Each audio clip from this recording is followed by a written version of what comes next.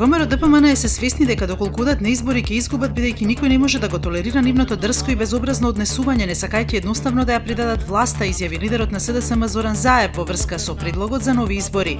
Според него, со албанофобијата која што ја шири ВМРО ДПМН со погрдни зборови Македонија нема иднина. Партиските представници кои учествуваат на координацијата во собранието не се договорија кој ќе биде претседател на комисијата за прашање на изборите и именувањата. Партиите си дадоа пауза пошто средбата треба да продолжи. Изборот на претседател на комисијата е предуслов за закажување продолжение на конститутивната собраниска седница на која што треба да се избере претседател на собранието.